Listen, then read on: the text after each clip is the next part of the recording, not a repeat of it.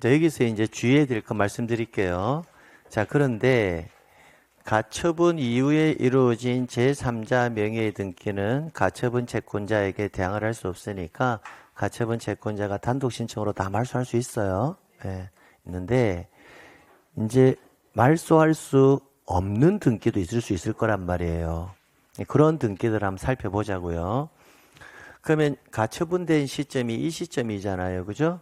그러면 가처분 이전에 성립된 거. 만약에 여기에 가처분 이전에 저당권 설정 등기가 있다라고 가정을 해봐요. 그럼 이 저당권은 수험생 여러분보다 선순위잖아요. 그럼 이 등기는 말소해서는 안 되겠죠. 이거는 당연한 이야기예요. 당연해. 그래서 가처분 이전에 성립된 권리는 말소의 대상이 아니다라는 건 당연한 거고, 이후에 들어온 애들은 여러분 걸 보고 들어왔으니까 다 대항을 할 수 없으니까 말소하는 건 당연한 거고요.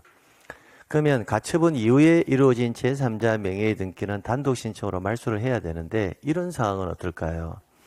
저당권자가 가처분이 되고 이후에 저당권을 실행할 수도 있잖아요.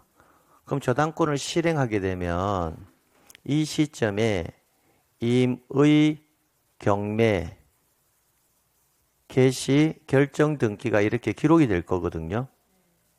그러면 만약에 이 등기는 저당권 실행으로 나온 등기니까 이 등기를 만약에 이후에 되었다고 해서 말소를 해버리면 이것은 저당권자의 권리를 여러분이 뭐 하는 거다? 침해하는 거잖아요. 그럼 이 등기는 말소하면 된다, 안 된다? 안 된다. 그래서 가처분 이후에 이루어지는 등기들은 다 뭐다? 가처분 채권자인 여러분이 단독 신청으로 다 말소할 수 있지만 이전에 성립된 권리를 목적으로 해서 이루어진 임의 경매는 말소해서는 안 된다. 이런 결론은 절차상으로 봐도 시각화시켜서 보니까 확실히 보이죠. 그런데 이런 애들이 있잖아요. 이렇게 시각화를 딱 시켜놓고 보면 누구 목소리가 이렇게 예뻐요? 아, AI예요? 그러니까 아니 그러니까 이렇게 시각화 시켜놓으면 이게 당연하게 보이거든요. 근데 이런 애들이 서술형 지문으로 나왔을 때 여러분들이 뭐 한다? 해석을 못 한다라는 거야. 그럼 지문으로 나왔을 때는 왜 해석을 못 하느냐? 이유는 딱 하나예요. 일단 용어적 개념이 정리가 안 되어 있다. 두 번째는 가처분이라는 개념 자체가 뭔지를 잘 모른다. 그러니까 어떤 절차가 진행되는지를 알 수가 없다. 그러니까 안 되는 거예요. 그래서 제가 이야기하듯이 여러분에게 해드렸잖아요. 그런 절차를 정확하게 이해하고 있어야 되고 가처분이라는 게 어떤 개념이고 그걸 알고 있으면 실제적으로는 내용만 알고 있으면 아무런 어려움이 없는 것들인데 시험 지문은 이렇게 만약에 나오겠죠. 과거에 나왔던 걸 읽어봐 드릴게요. 가처분 채무자가 이게 시험 지문이에요. 가처분 채무자가 가처분 채권자를 상대로 소유권 이전 등기를 신청할 때에는 가처분 이후에 이루어진 제3자 명의의 소유권 이전 등기는 가처분 채권자의 뭐에 의해서 단독 신청에 의해서 말소한다. 이렇게 이제 지문이 나오면 이 지문만 해도 세 줄이거든요. 그럼 읽다가 뭔 말이야? 이렇게 돼버리면 수험생들은 그냥 뭐다? 모르겠어. 그냥 가처분 이후에 나오면 단독이야. 이렇게 막 그냥 암기해버린다고요. 그러니까 내용을 알고 지문을 접목하는 것과 모르는 상태에서 들어가는 것은 하늘과 땅 차이라고요. 그래서 항상 이런 지문이 만약에 나오면 저는 이렇게 항상 시각화를 시켜서 문제를 푸시면 이해하기가 훨씬 더 수월해요. 자, 그 다음에 또 이거는 문자 그대로를 한번 읽어볼게요. 가처분 채권자가 수험생이잖아요. 그럼 가처분 채권자에게 뭐 할 수 있는 대항할 수 있는 임차권 등기 이렇게 나온다고요. 그럼 뭐라고 돼 있어요? 가처분 채권자에게 뭐 할 수 있다?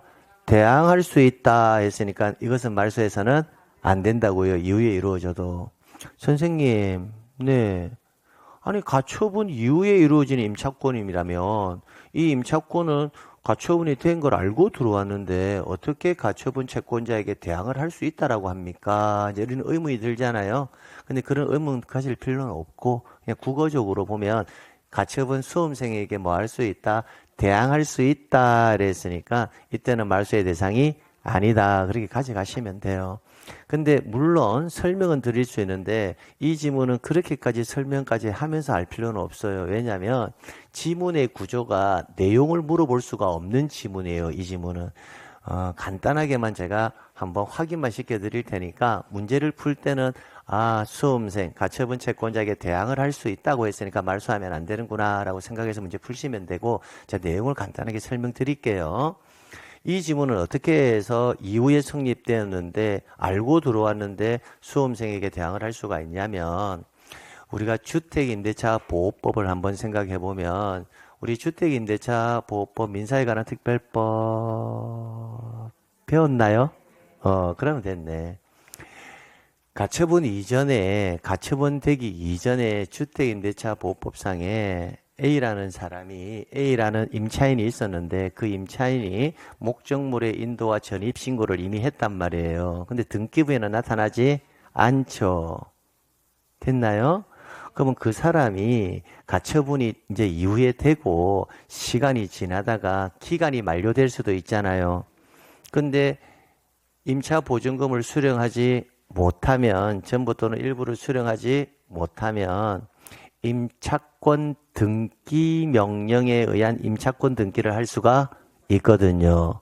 그럼 이후에 등기는 이루어졌지만 실제 이 사람이 대항력을 취득한 시점은 가처분보다 이전의 주임법에서 대항력을 취득했잖아요. 그죠? 그렇게 해서 이루어진 등기가 뭐다? 가처분 채권자에게 뭐 할 수 있다? 대항할 수 있는 임차권자 등기가 된단 말이에요. 근데 이 지문을 그 배경의 내용까지 지문을 만들면요. 지문이 8줄, 9줄이 넘어가요. 어떻게 내야 돼요? 이 대항력이 있는 임차권 등기 이거 하려면 어떻게 내야 돼요? 가처분 이전에 주택임대차 보호법상의 목적물의 인도와 전입신고를 하고 그 이 길로부터 대항력을 취득한 자가 기간 만료 후 임차보증금을 반환받지 못해 부동산 소재지 관할지방법원 가서 임차권 등기 명령에 의한 임차권을 신청하고 그로 인해서 이루어진 임차권 등기 명령에 의한 임차권 등기는 이렇게 내야 되거든요. 그렇게 내면 지문이 뭐한다? 8줄, 9줄 넘어가요. 그러니까 출제인이 문제를 낼 때는 가처분 채권자에게 뭐 할 수 있는 대항할 수 있는 임차권자 등기 이렇게 나온단 말이에요. 그러니까 말소의 대상이 아니다. 그렇게 하면 이 지문이 끝나요. 됐나요? 근데 지금 여러분이 원하는 피보존 권리는 소유권 이전 등기 청구권이잖아요. 근데 시험 문제에서 가처분 채권자가 신청한 등기가 소유권 말소 등기 신청 시 이렇게 나올 수도 있어요. 시험 문제에. 그럼 소유권 말소 등기 신청 시 이렇게 나와도 말소 등기 청구권을 보전하기 위해서 가처분을 할 수도 있거든요. 그러니까 이전 등기를 신청했든지 말소 등기를 신청했든지 절차적 구조는 뭐하다?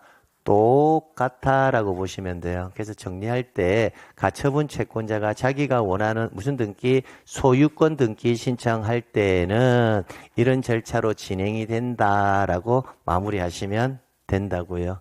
됐죠? 예, 됐어요. 그리고 나서 또 출제위원이 이제 물어보는 지문 중에 하나가 뭐냐면 이거예요.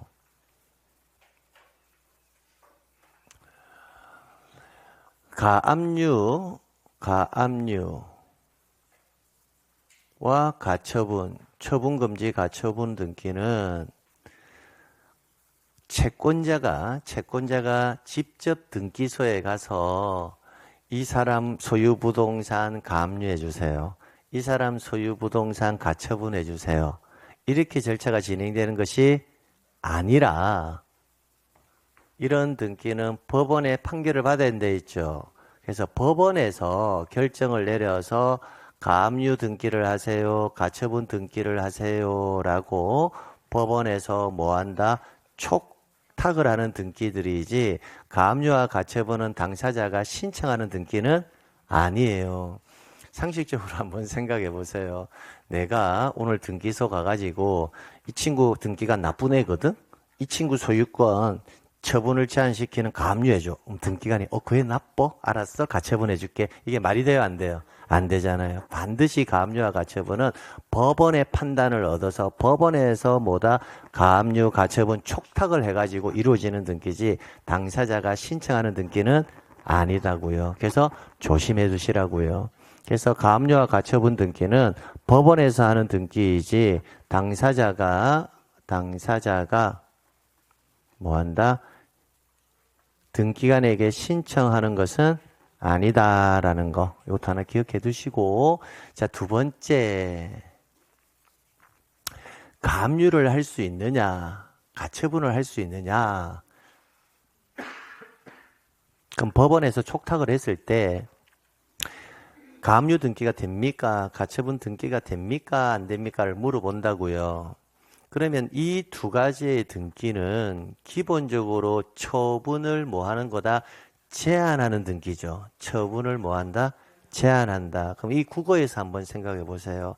처분을 제한하겠다. 여러분이 상용이의 권리를 하겠다? 제한하겠다. 그럼 상용이가 갖고 있는 권리를 타인에게 할 수 있으니까 처분할 수 있으니까 처분을 하겠다? 제한하겠다. 이 말이죠, 지금? 그러면 상용이가 가지고 있는 권리가 있다라고 가정해봐. 기본적으로 상용이가 어떤 권리를 가지고 있을 건데 그 권리가 소유권이든 지상권이든 전세권이든 어떤 권리든 상용이가 가지고 있을 거잖아, 그지? 그러면 그 권리를 상용이가 처분할 수 있는 상황적 요소가 발생하면 다 처분하지 마. 할 수 있어야 돼, 없어야 돼? 있어야 되지, 국어적으로. 그러면 일반적으로 우리가 가지고 있는 권리들, 소유권이든 지상권이든 지역권이든 전세권이든 임차권이든 소유권이든 청구권 보전의 가등기든 모든 권리는 다 타인에게 양도나 처분할 수 있을까 없을까? 기본적으로 생각을 해봐. 여러분 소유권 가지고 있어. 처분할 수 있어? 전세권 타인에게 이전할 수 있어? 전세 저당권도 지상권도 지분도 다 이전할 수 있잖아. 없어? 있지. 그러니까 등기할 수 있는 권리는 다 처분이 가능하니까 채권자 입장에서는 하지 말라고 처분하지 말라고 제한할 수가 있다라는 결론이 나오잖아. 그치? 그러면 이렇게 생각하면 되겠네. 가압류할 수 있다, 가처분할 수 있다, 없다 시험 문제가 나오면 일단 다 가압류할 수, 가처분할 수 있다. 그게 끝이야. 없다 하면 그 지문은 일단 틀린 지문이야. 왜? 기본적으로 모든 권리는 다 양도나 처분이 가능하니까. 그러니까 그런 지문들은 단순히 개별적으로 암기하는 것이 아니라 기본 베이스는 가압류와 가처분은 당연히 할 수 있다 해서 끝나는 거야. 되겠죠? 그런데 가압류와 가처분 등기를 하려면 등기부에 그 권리가 기록은 되어 있어야 되잖아. 기록이 되어 있어야 처분을 제한하기 위해서 가압류나 가처분을 하는 거잖아요. 근데 만약에 등기부에 그 권리의 기록이 없어. 기록이 없다면 가압류한다, 가처분한다는 말이 성립이 돼, 안 돼? 안 되잖아. 그치? 그럼 여기서 이제 응용으로 한번 해보면 합유 지분 생각해봐. 합유 지분. 합유 지분의 가압류와 가처분이 될 거냐 안 될 거냐를 판단해보면 합유 지분은 가압류와 가처분이 될까 안 될까?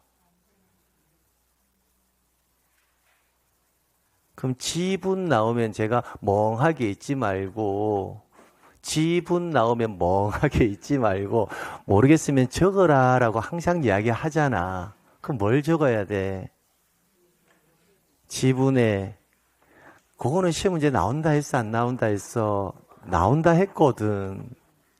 지분의 용의권 설정 X, 지분만 보전 X, 지분만 상소 X, 1인이 전원 명의 본등기 X, 합유 지분 기록 X. 그럼 합유 지분은 가압류나 가처분이 돼야 안 돼? 안 돼. 안 되는 이유가 하뷰 지분이 등기부에 기록될 수 없기 때문에 가압류 가처분이 안 되는 거야. 그 출제인이 왜 이 질문을 가끔씩 물어보냐면 민법에서는 하뷰 지분의 가압류나 가처분이 가능하거든. 민법에서는 하뷰 지분의 가처분이 가능하거든. 실체 관계니까. 민법에서는 가능한데 등기상으로 표현할 수는 없단 말이야. 왜? 민법은 하뷰 지분이 존재하거든. 한다고. 민법에서 이렇게 배우잖아. 조합의 재산 형태를 배울 때 하뷰자 중 1인이 자기 지분을 제3자에게 뭐하기 위해서는 양도하거나 처분하기 위해서는 나머지 하뷰자의 전원의 동의가 있어야 한다 이렇게 배우잖아. 그 민법은 하뷰 지분을 양도나 처분할 수가 있다라는 거야. 그러니까 채권자 입장에서는 너 하뷰 지분 타인에게 양도하지 마라고 가처분이 가능하다고. 근데 등기상으로는 된다 안 된다? 안 된다고. 실제 하뷰 지분은 실체법상에서는 존재할 수는 있지만 그걸 등기부에 기록은 한다 안 한다? 안 한다고. 기록을 못하니까 등기상으로는 구해낼 수가 없다고. 그래서 하뷰 지분에 대해서는 가압류 등기나 가처분 등기를 할 수가 없다. 그럼 제가 말하고 싶은 게 뭐냐면 등기부에 일단 기록은 되어야 가압류 가처분이 가능하다는 거야. 그럼 등기부 자체의 기록 자체가 안 되면 등기상으로는 등기부에 기록이 없는데 어떻게 등기상에 구현을 해? 그럼 그 말은 달리 또 어떻게 해석이 돼? 등기사항에 대해서는 뭐하다? 가압류 가처분이 가능한데 등기사항이 아닌 것에 대해서는 가압류 가처분을 할 수는 없다 이렇게 간다고. 그럼 민법은 버리자. 등기법 시간이니까. 등기부에 뭐가 되면 기록이 될 수 있는 권리라면 가압류 가처분은 가능한데 등기부에 기록이 될 수가 없는 권리라면 가압류 가처분을 할 수는 없다. 여기까지라고. 여기까지. 그러면 이 가압류 가처분은 결국 어떻게 귀결이 된다? 등기사항이냐 등기사항이 아니냐 그걸로 기록되는 거야. 등기는 계속 돌고 돈다니까. 그러니까 등기사항인 것과 아닌 것을 구별하는 게 이만큼 뭐하다? 중요하다고. 미등기 공유 부동산에 관하여 공유자 중 1인 지분에 공유자 중 1인 지분만 보존 등기는 돼야 안 돼요? 지분만 보존 등기가 되냐고? 안 되죠. 그러니까 지분만 보존 등기는 되지 않는다고. 등기사항이 아닌 것에 대해서는 가압류 가처분을 할 수는 없다. 이렇게 정리가 되는 거라고요. 그러니까 이게 앞선 내용에 여기까지 결론이 도달하려면 등기사항이냐 아니냐를 판단할 수 있어야 넘어온단 말이에요. 물론 이것 외에도 등기사항인데도 불구하고 가압류 가처분을 할 수가 없는 경우도 있어요. 그 경우는 뭐냐면 등기부에 기록되어 있는 권리는 다 처분이 가능하거든요. 근데 등기부에 기록이 되어 있는데도 불구하고 처분이 안 되는 것도 있어요. 대표적으로 지역권에 있어서의 요역지 지역권이 있잖아요. 지역권만 처분이 돼요, 안 돼요? 안 되죠. 안 되는 이유가 뭐예요? 지역권은 그 토지의 부정한 권리거든요. 토지 소유권이 넘어가면 지역권은 당연히 넘어가는 것이지 소유권 넘어갈 때 지역권은 함께 넘어가는 것이지 지역권만 이전할 수는 없거든요. 그러니까 지역권만 이전할 수는 없으니까 그거는 굳이 가압류와 가처분을 하지 아니해도 지역권만 처분할 수가 없는 거예요. 그러니까 가압류 가처분을 할 수는 없다. 이런 개념이 만들어지는데 그런 개념은 조금 제 생각에는 좀 멀리 나간 개념이고 여러분이 실무에서 실전에서 문제를 풀 때는 일단 등기할 수 있는 권리는 다 가압류 가처분할 수 있다. 등기할 수 없는 권리는 등기부에 기록이 안 되니까 가압류 가처분할 수 없다. 그 정도 수준으로 끝내면 돼요. 됐나요? 네, 됐어요. 그렇게 해서 마무리하시면 됩니다. 그래 놓고 나서 이제 몇 가지 이제 읽어보면 한번 볼게요. 이제 가압류 한번 볼게요. 보세요. 소유권, 전세권, 지상권, 임차권, 선박, 자동차, 항공기 등이며 그 밖에 채권, 기타 재산권에도 뭐 할 수 있다? 가압류할 수 있다. 그런데 우리가 선박, 자동차, 항공기는 우리 등기법상의 등기의 대상은 아니니까 등기법 등기의 대상은 얘네들은 등기할 수 있는 권리 맞죠? 그러니까 시험 문제가 나오면 얘네들한테는 가압류가 처분할 수 있다. 근데 지역권은 된다, 안 된다? 지역권은 그 자체로서 이전이 되지 않기 때문에 굳이 가압류 가처분을 할 이유가 없다는 거예요. 근데 여기까지는 가져갈 필요는 없다는 거예요. 법무사 시험에서는 가끔씩 나오는데 등기법이 나올 가능성은 없다는 겁니다. 자, 미등기 부동산에, 미등기예요. 미등기 부동산에 뭐 하려면 가압류를 하기 위해서는 그럼 등기관은 먼저 뭐 한다? 직권으로 보존 등기를 해야 한다. 그럼 이 질문은 어디서 배웠습니까? 우리가 미등기 부동산에 대해서 법원에서 경, 임, 이 등기의 촉탁시 나오면 등기하는 직권으로 무슨 등기한다? 보존 등기한다라고 배웠잖아요. 이때 가가 뭐다? 가압류라고요. 그럼 법원에서 가압류 촉탁서가 올라오면 미등기 부동산에 법원에 가압류 촉탁서가 오겠죠. 오겠죠. 오면 가압류 등기를 해야 되는데 등기부가 없잖아요. 없으니까 등기한이 가압류 등기를 하기 위해서 먼저 뭐 한다? 직권으로 보존 등기를 해놓고 가압류 등기를 한단 말이에요. 됐나요? 그럼 이런 구조로 갈 수 있는 게 몇 가지다? 네 가지.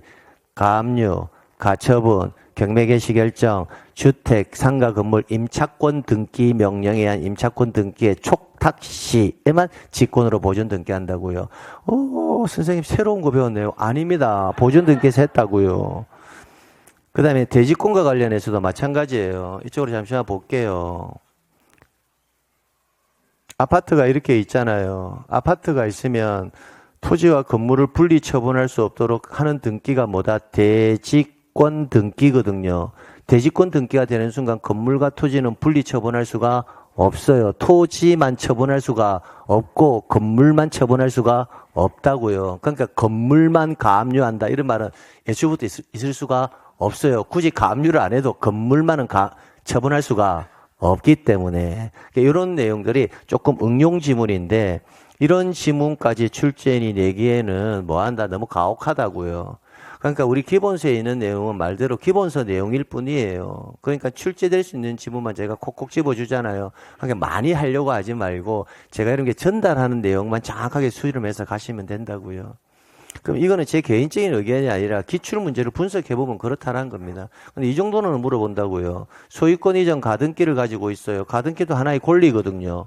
그럼 가등기 타인에게 이전, 처분이 가능하다, 처분이 불가능하다, 처분이 가능하다고요. 가등기 양도할 수 있다고요. 그럼 양도하지 말라고 이 가등기에 뭐 한다? 가압류할 수 있느냐 없느냐 할 수 있다.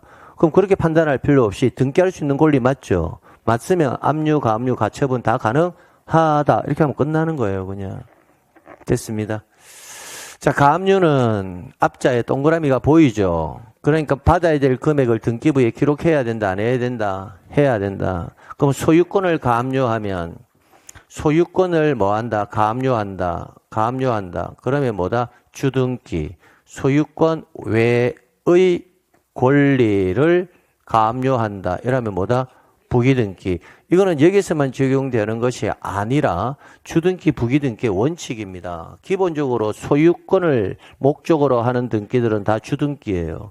소유권 외의 권리를 목적으로 하는 등기는 뭐다? 부기등기. 이게 원칙이거든요. 그럼 주등기, 부기등기 잠시 후에 해야 되니까 선행학습을 한번 해볼까요? 이제부터는 여러분이 주어지는 등기가 무엇인지를 알아야 주등기, 부기등기를 판단하는 시점이 왔다는 겁니다. 그래서 항상 말씀드렸다시피 등기는 주어지는 등기가 무슨 등기인지 모르는 상태 문제를 풀 수는 없죠. 가령 전세권 설정 등기에 관한 설명이 다 나오는데 전세권 설정 등기가 무슨 등기인지도 모르고 문제를 풀 수는 없잖아요. 근데 전세권 설정 등기가 뭔지를 모르는데도 불구하고 문제를 풀어내는 사람들도 있더라고요. 보니까 초인적인 힘을 발휘하는 거죠. 대한민국에는 모든 등기를 그냥 다 나올 때마다 다 암기해버리는 사람들이죠. 그런 거는 공부하는 방법이 옳지 않아요. 전세권 설정 등기를 머릿속에 한번 그려봐요. 전세권 설정 등기가 뭔지. 그려봤습니까? 전세권 설정 등기는 어떤 권리를 기초로 해서 만들어지는 겁니까?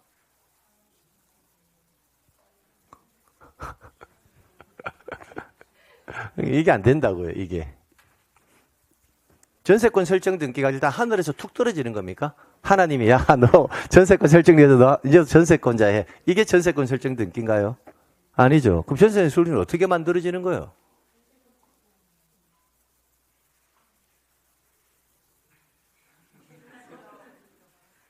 그러니까 이게 이렇다고. 여러분이 전세권 설정 등기를 무한정 많이 들었거든요. 근데 모르잖아. 지금. 전세권 설정 등기가 수천 번은 들었을 것 같은데, 근데 막상 물으면, 전세권 설정 등기. 이렇게. 전세권 설정 등기가 뭐예요? 누가 전세권을 설정해 줍니까? 예? 전세권을 누군가 설정해줘야 전세권 설정 등기가 될 거잖아요. 설정해주는 사람이 누구냐고요? 예? 말하기가 싫은 거야? 아니면 그냥 모르겠는 거야? 물어보세요. 전세권 설정을 누군가 해줘야 전세권 설정 등기가 될 거잖아. 그지? 누가 전세권을 설정해 줄까? 하나님이? 길 지나가는 사람이? 누가? 소유자가. 그럼 전세권은 설정 등기는 소유자가 설정 행위를 해줘야 되죠. 그럼 전세권 설정 등기는 어떻게 만들어져? 소유권을 기초로 해서 전세권 설정 등기가 만들어지고 있잖아. 그지? 그러니까 그 등기는 주등기라고. 소유권을 기초로 해서 만들어지니까 주등기. 이렇게 가는 거야. 근데 설정 뭔지 모르니까. 저당권 설정 등기는 어떻게 돼요, 그러면? 누군가 저당권 설정해줘야 되죠. 누가 설정해줘? 소유자가 해주지. 그러니까 뭐다? 주등기라고. 그 저당권을 설정해주는 사람이 소유자만 해요? 아니면 지상권자나 전세권자도 저당권을 설정해줄 수 있어? 있지. 그럼 지상권자가 저당권을 설정해주면 그 저당권 설정 등기는 부기등기로 간다고. 전세권자가 저당권 설정을 해줄 수 있죠. 그럼 역시 뭐다? 부기등기로 간다고. 이 말은 뭘까? 그럼 나올 때마다 전세권 설정 등기는 주등기, 전세권 설정 주등기, 저당권 설정 주등기, 저당권 설정 주등기, 전세권 목적의 저당권 설정은 부기. 이렇게 암기하는 게 맞을까? 이게 아니라는 거야. 기본 베이스는 주어지는 등기만 알면 등기는 다 해결된단 말이야. 거기서부터 시작된다고, 등기가. 그래서 계속 하는 말이 뭘까? 등기는 서둘지 말고 주어지는 등기가 뭔지 용어의 개념만 먼저 정리하는 게 순서라고. 이미 알고 있다라고 생각하는 것들, 지금부터 이제 이론이 마지막이잖아, 이게. 등기법을 공부할 때는 글자 그대로 판단하지 말고 이 안에 주어지는 등기가 무슨 등기인지를 내가 아는지 모르는지 그것부터 하는 게 순서라고. 그것만 되면 등기는 다 된다고. 그것만 되면 다 된다고. 됐어요. 전세권 이전 등기는 하늘에서 톡 떨어집니까? 아니면 전세권 이전을 해주는 사람이 있어요? 누가 해줘요?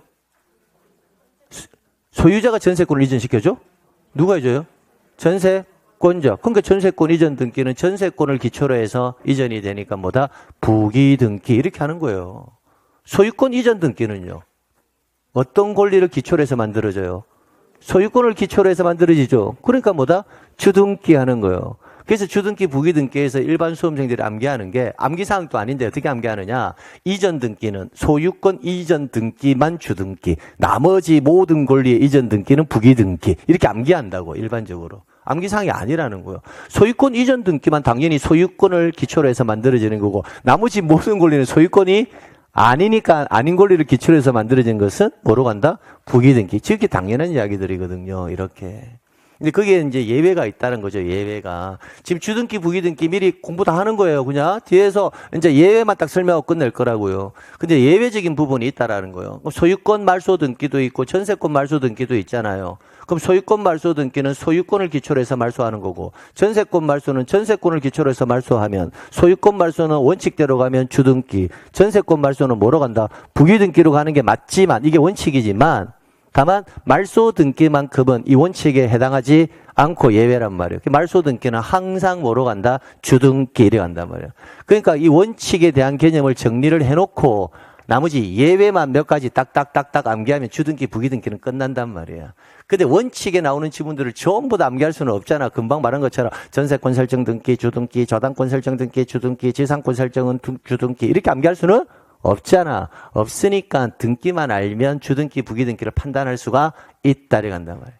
그럼 출제인이 주등기, 부기등기를 왜 내느냐? 내는 이유는 딱 하나예요. 주등기, 부기등기를 알고 있다라는 말은 그 등기가 무슨 등기인지를 알고 있다라는 걸 물어보기 위해서 하는 거예요. 그럼 그 등기가 무슨 등기인지를 모르면 주등기, 부기등기를 판단할 수 없잖아요. 그럼 주등기, 부기등기를 판단하고 있다는 것은 주어지는 등기가 뭔지를 알고 있다는 거고, 주어지는 등기가 뭔지를 알고 있다라는 말은 누군가 의무자가 되고 누군가는 권리자가 된다는 것도 알고 있다라는 거예요. 그럼 전세권 설정 등기는 여러분이 누군가 설정해 줘야 되죠. 누가 해줘요? 소유자. 그러면 소유자가 뭐가 된다? 설정해 주는 사람이니까 뭐다? 의무자. 전세권자가 뭐다? 권리자. 그럼 의무자, 권리자가 만들어지니까 공동이다, 단독이다? 공동. 이렇게 지문이 나온다고요.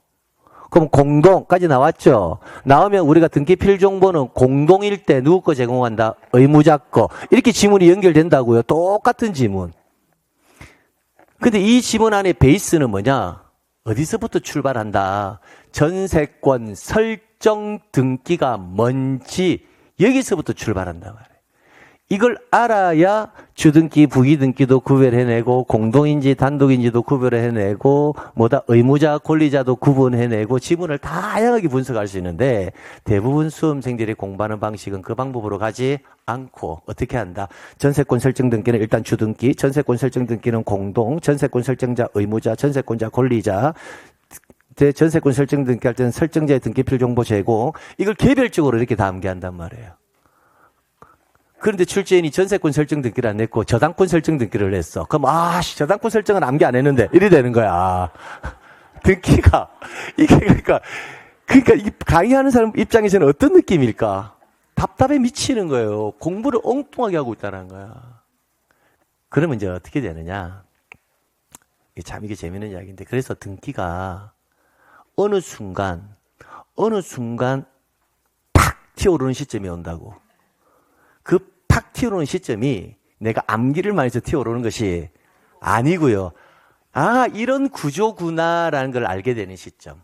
이런 구조구나라는 걸 알게 되는 시점이 뭐냐면 내가 용어의 개념을 정말 중요하게 생각해서 정리해야 되는구나 라는 것을 알게 되는 시점.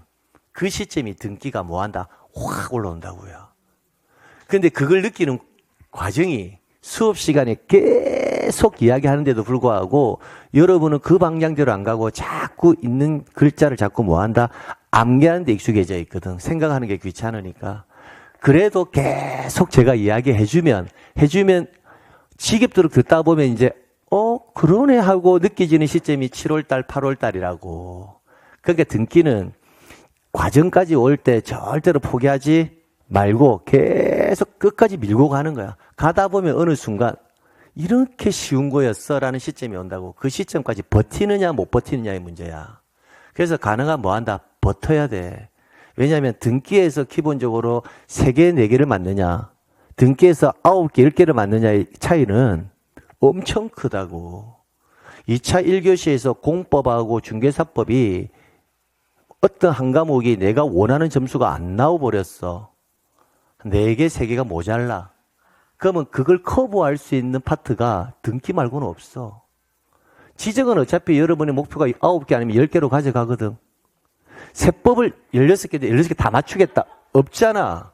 세법도 보통 한 10개에서 12개 사이 정도 목표를 가지고 가잖아.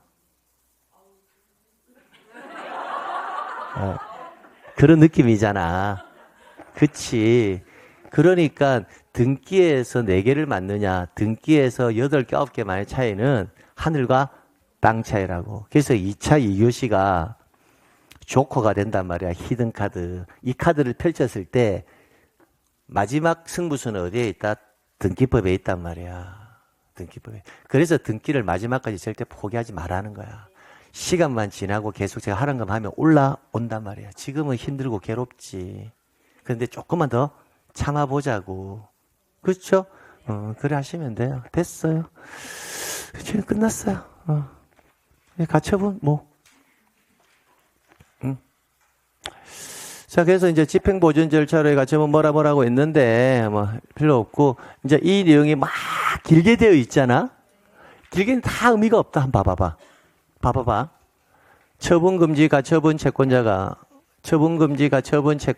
그러면 채권자가 딱 읽을 때 여러분은 사례를 먼저 내가 이렇게 생각해도 되겠지. 여러분이 채권자였으니까 내가 본안 사건에서 승소해서 승소 판결에 의한 소유권 이전 등기를 신청한다. 내가 판결 받아서 소유권 등기를 뭐 하고 있구나? 신청하고 있구나. 하면 이제 뒤에 나올 수 있는 거는 뭐야? 가처분 이후에 이루어진 제3자 명의의 등기는 가처분 채권자인 내가 단독 신청으로 말소하는 거고, 내가 신청하는 소유권 등기 신청과 말소 등기 신청은 어떻게 해라? 동시에 하는 거고, 할 때 해당 가처분 등기는 별도의 내가 말소 신청을 하지 아니해도 등기관이 뭐 한다? 직권 말소하는 거야. 그 내용을 이렇게 길게 적어놓은 거야, 그냥. 똑같은 내용들이야. 길게 적어놨을 뿐이라는 거야. 그러니까 제가 읽으면 이거 아프니까 여러분이 읽으라고. 똑같은 내용이야. 똑같은 내용. 이것도 마찬가지. 가처분 등기 이후에 격려된 제3자 명의의 소유권 이전 등기 이외의 등기 말소. 소유권 이전 등기뿐만 아니라 소유권 이외의 등기도 다 가처분 채권자에게 대항할 수가 없으니까 여러분이 다 단독 신청으로 말소 다 하면 돼. 됐나요? 그 내용 적혀 있는 거야. 됐습니다. 똑같아요. 이것도 마찬가지. 가처분 채권자가 봐봐. 판결에 의하지 아니하고 가처분 채권자가 공동으로 소유권 이전 등기나 말소 등기를 신청하는 경우라고 돼 있죠. 역시 마찬가지예요. 가처분 채권자가 최종적으로 하는 거는 뭐예요? 소유권 등기를 뭐 하고 있다? 신청하고 있다. 이 말이 키워드라고요. 소송 제기했는데 상용이가 질 것 같아. 그럼 소송 끝까지 굴 거면 소송 비용만 상용이가 다 내야 되니까 상용이가 그래 내가 포기했다. 내가 협력해 줄게 할 수도 있을까요? 없을까? 그럼 그때는 공동으로 등기 신청하러 갈 수도 있잖아. 그러면 역시 가처분 이후에 이루어진 등기들은 다 뭐 한다? 단독 신청으로 여러분이 다 말소해버리면 된다고요. 내용이 똑같다고요. 다른 게 하나도 없어요. 당의 가처분 등기만큼은 내가 별도의 말소 신청을 하지 아니해도 등기관이 어떻게 말소한다? 직권 말소. 이 구조라고요. 그래서 이제 내용을 알고 한번 쭉 읽어보시라고요. 이제부터 가등기잖아요. 가등기 안 보고요. 좀 이따 볼 거예요. 부기등기부터 보려고요. 부기등기부터 볼게요.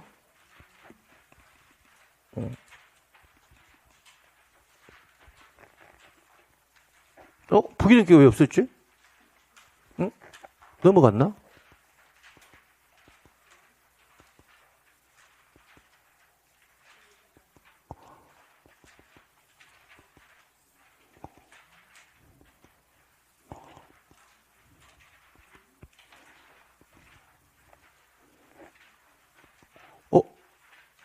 부기등기가 맨 앞장에 있구나. 맨 앞장에. 제가 지금 책이 없으니까 부기등기는 판소로 해가지고 정리해서 나중에 책으로 확인시켜 드릴게요. 판소로 정리하고서. 일단 부기등기는 원칙은 금방 했다. 모든 권리는 기본적으로 소유권이거나 소유권 외의 권리. 두 개 중에 하나죠. 소유권이거나 소유권이 아니거나. 볼게요. 그러면 내가 판단하고자 하는 등기가 소유권을 목적으로 해서 만들어진 등기인지 소유권 이외의 권리를 목적으로 해서 만들어진 등기인지 소유권을 뭐로 해서 목적으로 달리 말하면 소유권을 기초로 해서 또는 소유권을 바탕으로 해서 여러분이 편한 대로 읽으시면 돼요. 근데 시험 지문에서는 소유권을 뭐로 하는 목적으로 하는 등기 이렇게 나와요. 소유권 이외의 권리를 목적으로 해서 나오는 등기인지 아닌지 소유권을 목적으로 해서 나오는 등기는 뭐로 간다? 주등기 이렇게요. 그러면 소유권 이외의 권리를 목적으로 해서 만들어지는 등기는 뭐다? 부기등기. 그러면 만약에 일반적인 일반적인 설정 등기 볼게요. 일반적인 설정 등기는 누군가 설정 등기를 해줘야 되죠. 설정 행위를 해주는 사람을 설정자라고 하는데 그 설정자는 일반적으로 다 누구예요? 소유자라고요. 그러니까 일반적인 설정 등기는 다 뭐다? 주등기일 수밖에 없는 거예요. 소유권을 기초로 해서 만들어지니까. 그런데 설정 등기인데 저당권 설정 등기처럼 설정자가 일반적으로는 소유자겠지만 전세권자나 지상권자가 저당권을 뭐한다? 설정을 해줄 수도 있거든요. 그때는 뭐로 간다? 부기 등기인 거예요. 지역권 등기도 마찬가지예요. 지역권 설정 등기도 일반적으로는 승역지 소유자가 설정 행위를 해줘요. 그러니까 뭐다? 주등기인데 승역지 토지에 지상권자나 전세권자가 있을 수도 있죠. 그 사람이 기간 범위 내에서 지역권을 설정해 줄 수도 있거든요. 그러면 지상권자가 지역권을 설정해 주면 그때 지역권 설정 등기는 뭐로? 부기 등기 이렇게 가는 거예요. 그럼 글자 그대로 읽으시면 돼요, 그냥. 됐나요? 그러니까 출제위원은 이 원칙을 잘 안 물어봐. 이걸 안 물어보고 항상 예를 물어봐. 그러니까 시험장에 가게 되면 주등기, 부기등기는 메모. 이 예외는 주등기, 부기등기가 나오면 무조건 적어놓고 문제 풀어야 된다. 한 지문이 나와도. 제가 작년에 강의할 때도 주등기, 부기등기는 독립적인 문제로 나올 수도 있고요. 아니면 독립적인 문제로 딱 시험지를 살펴봤는데 없잖아요. 없으면 한 지문으로도 나오기도 한다. 그런데 항상 주등기, 부기등기는 정답의 결정 요소로 작용하니까 무조건 적어놓고 해라 라고 했거든. 그러니까 이 예외, 일단 대표적인 예외 세 가지가 있는데 이 세 가지 중에서 3번부터 설명을 드릴게. 권리의 변경 등기인데 권리의 변경이나 뭐다? 경정 등기. 권리의 변경과 경정 등기는요, 부기 등기예요. 근데 만약에 설문에서 이해관계인이 존재하면 이렇게 나온단 말이에요. 그럼 그때 이해관계인의 승낙서를 첨부하면 부기등기로, 이해관계인의 승낙서를 첨부하지 못하면 뭐로? 주등기로. 제가 예외 이 세 가지, 물론 4개, 5번까지가 있지만 무조건 세 가지라도 꼭 적어놓고 문제 풀으라 했거든요. 작년에 뭐가 나왔냐면 이게 나왔다고요. 권리의 뭐다? 변경 등기는 이해관계인이 존재한다면 승낙서를 첨부하면 뭐로? 부기등기. 승낙서를 첨부하지 못하면 뭐다? 주등기. 이게 작년에 시험 문제 나왔다고요. 한 지문으로. 됐나요? 근데 그걸 적어놓고 풀었다면 앞에 1, 2, 3, 4번을 몰라도 정답을 맞출 수가 있는데도 불구하고 안 적는 거예요. 그날 작년이죠. 여기 와서 촬영을 하는데 수험생들 앉아서 채점하고 있고 확인해 봤거든요. 왜 안 적었어요? 했더니 선생님 적어야 될지 말할지를 몰랐어요. 이러더라고. 그럼 1년 동안 제가 뭐 한 거예요? 적으랬는데 그 이유가 뭐냐면 습관이 돼요. 습관. 여러분 이제 모의고사를 보든 뭐든 하잖아요. 그죠? 주등기, 부등기 한 지문이 나와도 예외는 반드시 적는 습관들이라고요. 좋은 습관이 합격을 이루어요. 근데 평소에 안 하다가 나 시험장에 갔을 때는 꼭 적어서 해야지. 잘 안 된다고요. 정신이 없거든 그때는. 자, 그 다음에 부동산의 표시. 부동산의 표시는 어디에 기록하는 겁니까? 표제부에 하는 거죠. 그리고 말소 등기. 얘네들은요, 묻지도 따지지도 말고 항상 주등기예요. 그러니까 부동산 표시, 표제부에 하는 등기가 뭐가 있을까? 대표적으로 뭐다? 한번 읽어볼게요. 제가 부동산 표시의 변경. 무슨 등기? 시험에 부동산 표시 변경 등기는 무슨 등기로? 주등기. 표제부에서 하잖아. 멸실 등기. 주등기 표제부에서 하니까. 그럼 이걸 부동산 표시의 변경 등기, 부동산 표시의 경정 등기, 부동산 표시의 멸실 등기 하면 지문이 길잖아. 그럼 그런 등기가 표제부에서 이루어지는 등기만 알면 뭐로 간다? 항상 주등기. 말소 등기는 소유권이든 소유 따지지 않고 항상 주등기예요. 그 다음 특약, 약정, 등기, 명의인 표시, 변경, 경정 등기는 항상 뭐로 간다?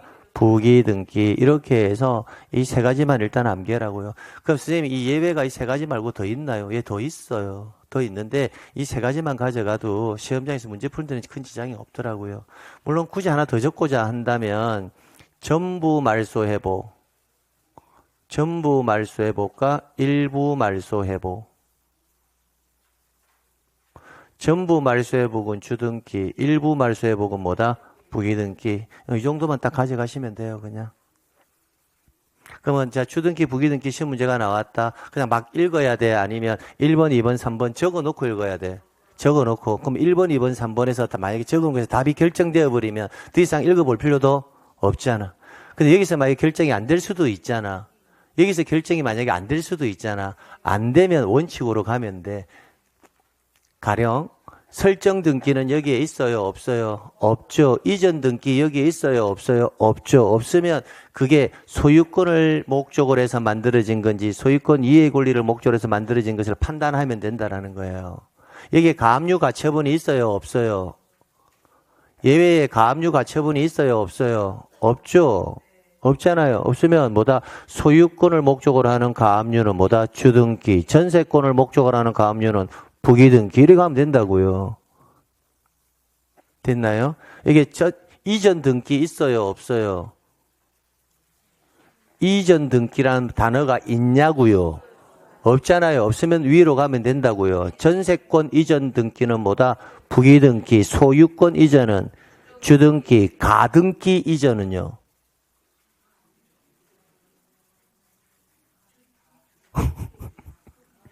그거는 잘 모르겠는데요.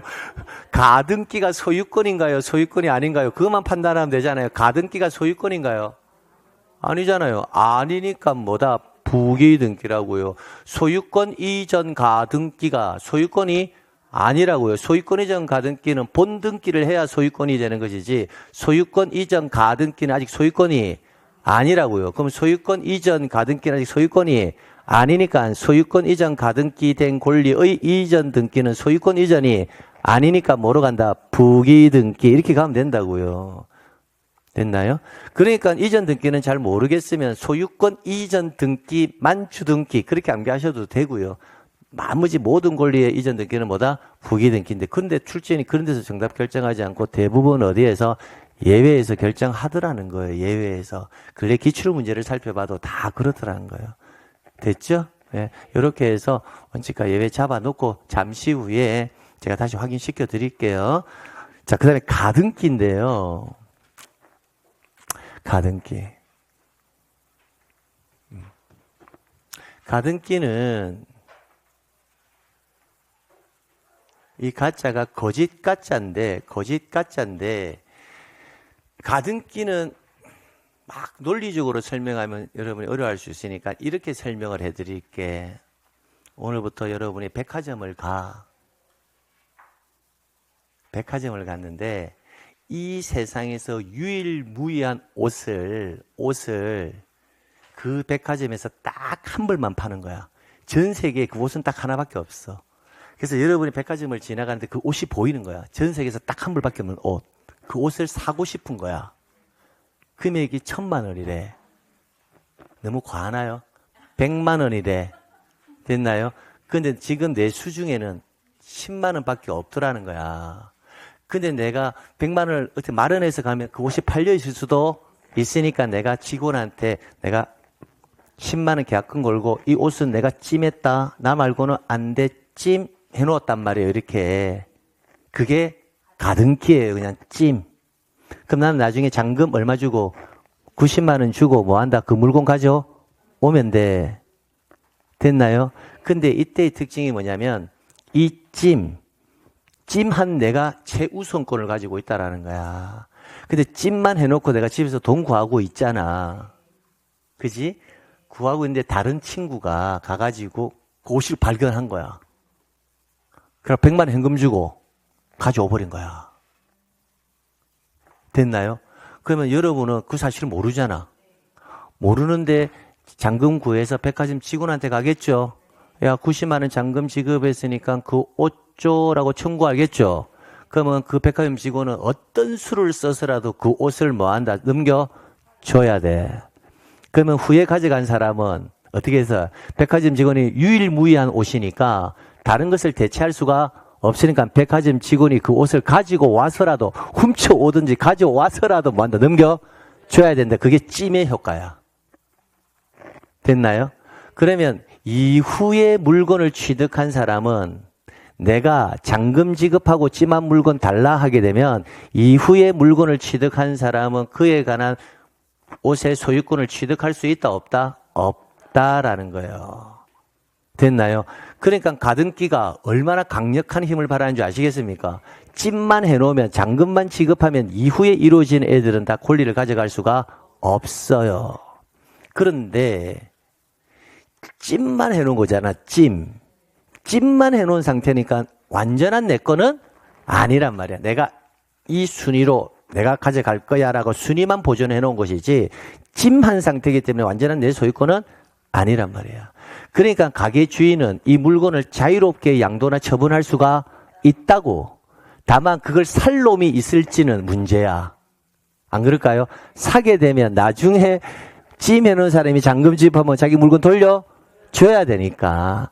그러니까 취득할 수는 있지만 나중에 뭐 한다? 돌려줘야 되는 문제가 발생하는 게 이게 가등기의 느낌이에요.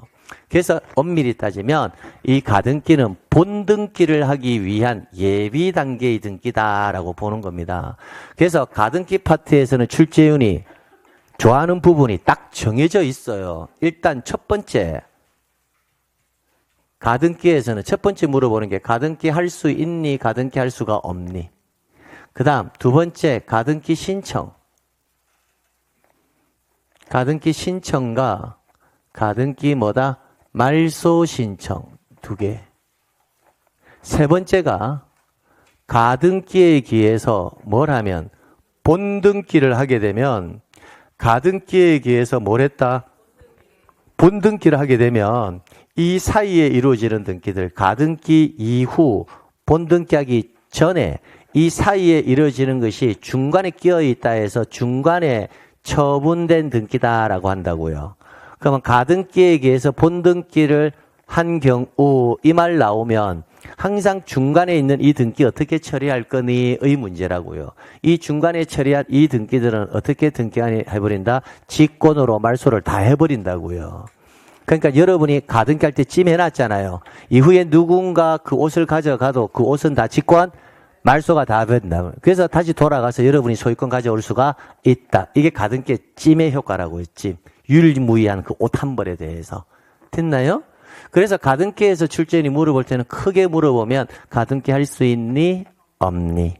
그 다음에 가등기 신청은 공동으로 가는데 단독 신청하는 경우는 언제가 있니?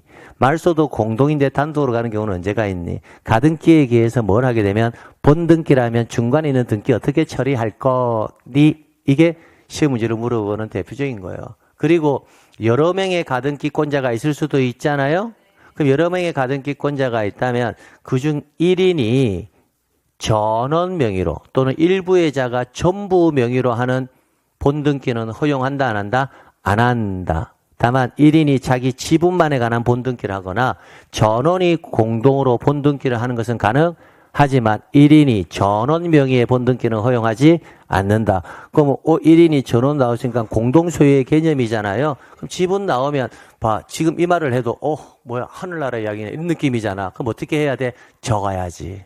그래서 지분의 용의권 설정 X, 지분만 보존 X, 지분만 상속 X, 1인이 전원 명의의 본등기 X 이렇게 적어 놓고 여기에 들어가지 않으면 다 가능하다. 이렇게 안 적어놓고 지문을 보면 여러분이 해석할 능력이 아직까지는 안 된다라는 거야. 그래서 제가 적으라는 것은 반드시 적고 문제를 풀어야 된다라는 거 다시 한 번 말씀드린다고요. 됐나요?